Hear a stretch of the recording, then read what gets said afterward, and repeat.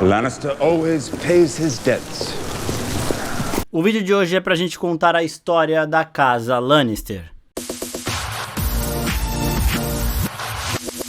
E aí, seus geeks, tudo certo? Eu sou o Marcos Veloso e agora que a gente já deu uma calmadinha nesse ritmo de CCXP, a gente ainda vai falar muito da CCXP, vamos falar das coisas do Art Challenge, dos anúncios que teve por lá, postar algumas coisas exclusivas que rolaram lá, né, de Avatar, de Mandaloriano, de tudo que vocês imaginam, mas vamos primeiro voltar aqui ao ritmo do canal para fazer um vídeo por semana das casas de Westeros, desta vez falando da casa Lannister. E como sempre, né, antes de eu começar eu quero pedir para vocês se inscreverem no nosso canal, curtirem esse vídeo aqui, darem uma olhadinha nas outras redes sociais da oficina, sempre com muita coisa rolando por lá. Bom, primeiro, como a gente sempre começa, pelo símbolo da casa, né, o símbolo da casa Lannister é um leão dourado em cima de um campo carmesim, é um campo aí quase vermelho. Além disso, o lema deles, diferente do que muitas pessoas possam imaginar aí, né, tem muita gente que acredita que o lema deles é um Lannister sempre paga suas dívidas, mas não. O lema dos Lannister é ouça meu rugido. É uma forma de indicar também o poder do Lannister, né? O rugido do Lannister é algo inconfundível e amedrontador para quem escuta, né? Para os adversários. Um Lannister sempre paga suas dívidas é tão popular quanto o lema da casa Lannister, então também às vezes ele é confundido e também funciona como um segundo lema, digamos assim, porque todos os Lannister também sabem e dizem essas palavras diversas vezes.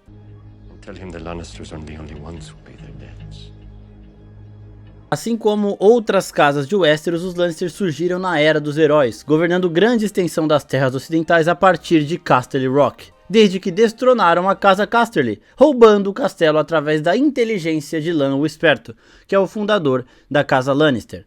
A história diz que os Lannister tiveram uma rápida expansão enquanto se tornavam muito numerosos, e por conta disso, alguns deles deixaram o rochedo e foram para as terras próximas, formando o que conhecemos hoje como Lannisporto. A região de Lannisporto é mais próxima dos mares e fortaleceu muito a força naval dos Lannister, por isso que a gente vê em House of the Dragon e também em Game of Thrones menos, mas em House of the Dragon a gente tá vendo bastante, que os Lannister têm uma força naval que rivaliza até com os Velaryon. Então, realmente por conta desse posicionamento de Lannisporto, que é mais próximo de um porto ali e tudo mais, é que eles têm toda essa força.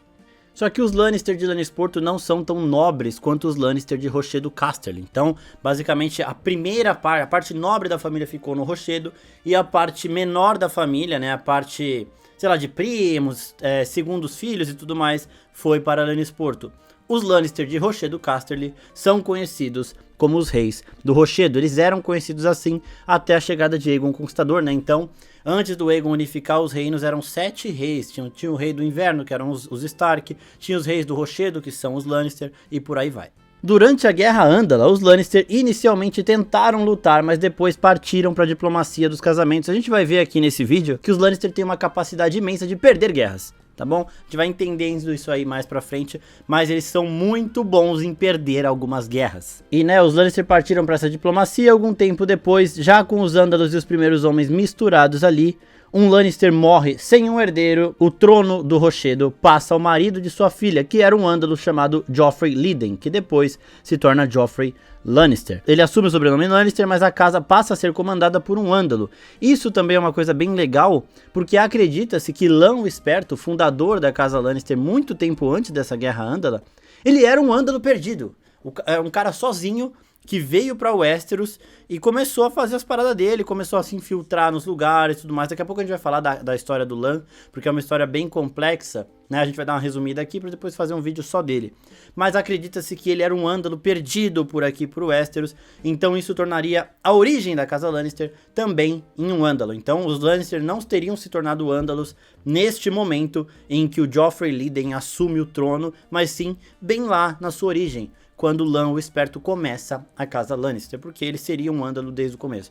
Isso dele ser um Ândalo não é confirmado, né? Do Joffrey Liden é sim, mas acredita-se muito que os Lannister são Ândalos desde a sua origem. Como Rochedo Casterly e outras fortalezas do ocidente como Castamere foram construídas em cima de minas, a região era a mais rica e influente de Westeros. Para saber um pouquinho mais da relação dos Lannister com os Lords de Castamere, os Rhaene, tem um vídeo que eu falo da canção Rains of Castamere, que conta um pouquinho dessa relação conturbada entre as duas famílias mais ricas desta região de Westeros. Depois assistam, que tá linkadinho aqui em cima. E é muito, muito legal essa história. A história que mostra o poder e a inteligência de Tywin Lannister. Antes mesmo da perdição de Valyria, os Lannister conseguiram comprar uma espada de aço valyriano de uma família que não foi revelada, não são os Targaryen. Era uma família valyriana que tinha seus magos de fogo lá e tudo mais para mexer em aço valyriano, e acabaram negociando a espada com os Lannister por uma grande quantidade de ouro. Quantidade de ouro essa que acredita-se que pode ter iniciado o que causou no futuro a perdição de Valyria. Isso também é tema para um outro vídeo, mas acredita-se que o ouro dos Lannister foi o que pode ter começado a treta toda lá em Valyria, que acabou desencadeando na perdição de Valyria. A espada que os Lannister compraram era chamada de Rugido Brilhante e se perdeu algumas gerações depois, quando Tommen, segundo Lannister, que portava essa espada, tentou voltar a Valyria logo depois da perdição para buscar ouro, para buscar todos os recursos possíveis que ele achou que teria nessa terra devastada, né? Só que ele nunca mais voltou. Então ele era um Lord Lannister que foi para Valyria logo depois da perdição, falou: mano, não tem mais ninguém lá e deve ter um monte de riqueza, eu vou pra lá, vou pegar tudo e trago de volta. Só que todo mundo que vai pra Valyria acaba sumindo, não consegue voltar de lá, isso desde a perdição. A gente falou mais sobre isso nesse vídeo aqui também, depois assistam. E ele, nessa parada, nessa aventura dele, acaba perdendo a espada de aço valyriano que custou tanto para os Lannister e que era um sinal muito forte da riqueza deles e do poder e influência deles em Westeros. Mais uma derrotinha para os Lannister aí, essa para eles mesmos, né? Fisicamente os Lannister são marcados pelos seus cabelos dourados como ouro e seus olhos cor verde esmeralda. E quando Lan assume, né, o Rochedo Casterly, lá na origem dos Lannister, começaram a nascer um monte de crianças com esses cabelos, né? Centenas de homens e mulheres ali que foram... O Lan era tipo um coelho e todos os Lannister depois dele também, procriando muito rápido, por isso que os Lannister logo tomaram esse castelo e também tiveram que expandir as suas forças para Lannisporto. Agora vamos chegar naquela parte do vídeo onde a gente fala dos Lannister notáveis ao longo da história, começando pelo fundador, Lan o Esperto.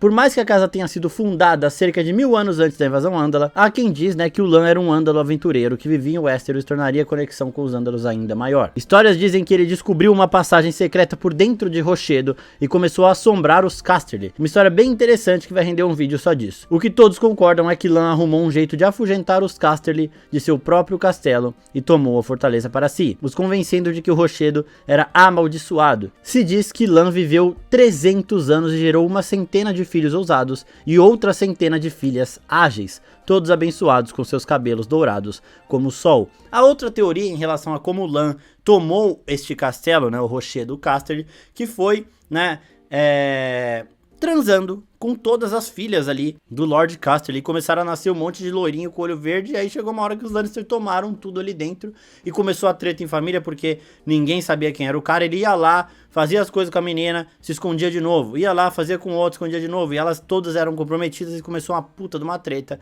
e também pode ter sido isso a desencadear. Em um vídeo só dele a gente vai falar de todas as teorias sobre como o Lan conseguiu tomar o castelo, né, o Rochedo, mas isso também é para outra hora. Então já ativa o sininho da notificação, porque quando chegar esse vídeo aqui, você vai receber o aviso e já pode assistir.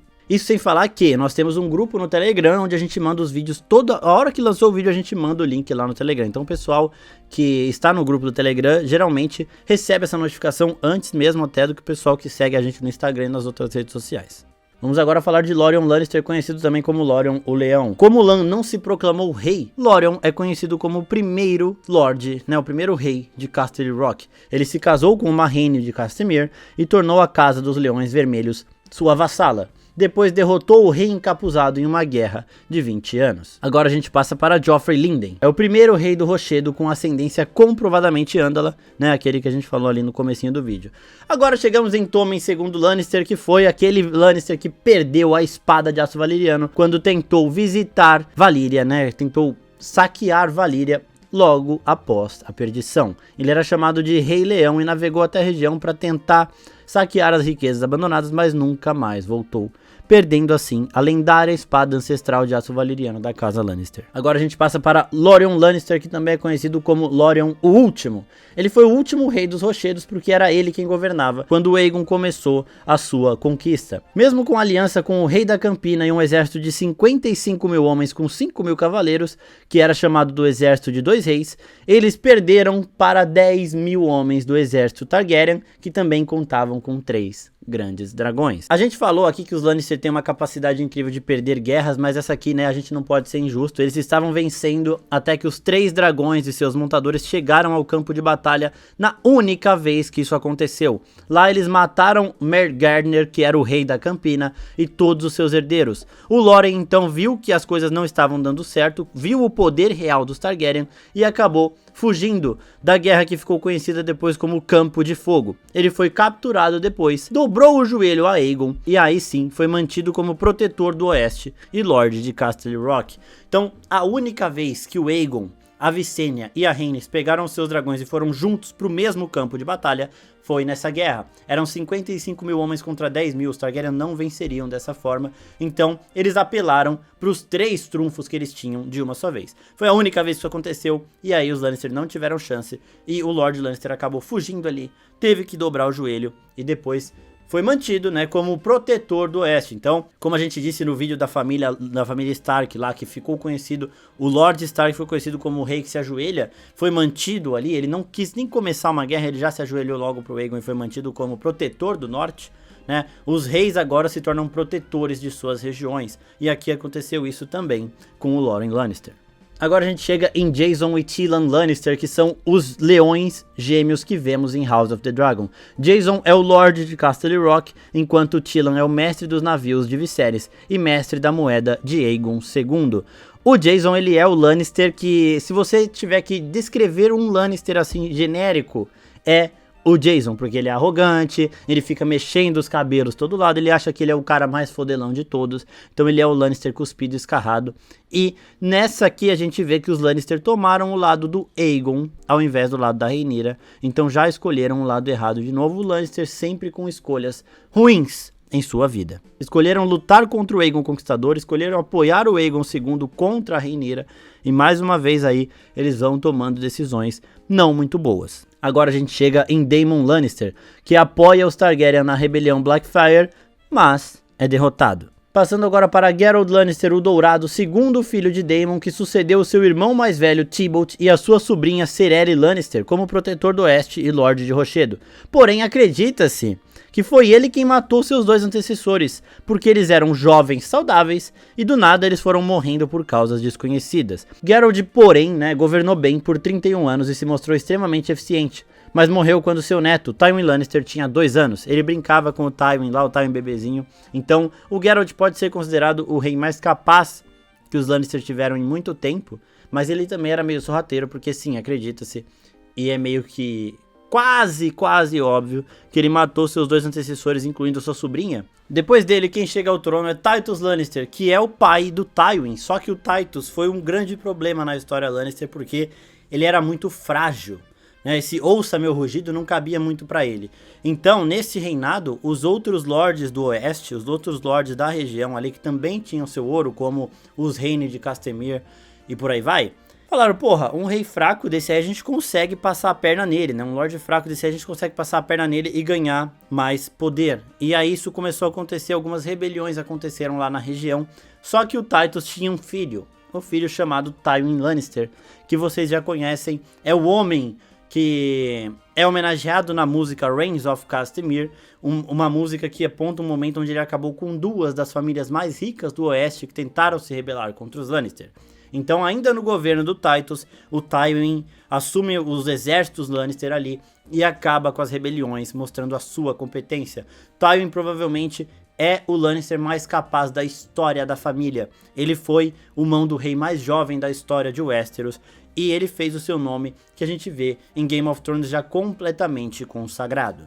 Encerrando esse vídeo aqui, a gente fala dos 3 últimos Lannister que a gente conhece, Jaime, Cersei e Tyrion Lannister. Tyrion que herdou a inteligência e a diplomacia de seu pai, enquanto a Cersei sempre foi muito protetora com seus filhos e muito inteligente também nesse quesito de poder e tudo mais, acabou ascendendo também ao Trono de Ferro. E o Jaime, que foi um dos maiores guerreiros da Guarda Real, extremamente habilidoso com a espada, até que ele perdeu um braço. Ele também é um bom general, e os 3 Lannister têm sim potência, né, e feitos aí pra ficar figurar entre os Lannister notáveis da história. Espero que vocês tenham gostado do vídeo da casa Lannister. O próximo vídeo de casas de Westeros será sobre os Bolton, os maiores rivais dos Stark do Norte, e depois nós abriremos votação lá no nosso Instagram para decidir qual será a próxima família. Já fizemos dos Targaryen, dos Stark, dos Baratheon e agora tem os Lannister, também tem dos Velaryon lá, então depois dê uma olhadinha na playlist e nessas outras redes sociais para ficar por dentro de tudo que acontece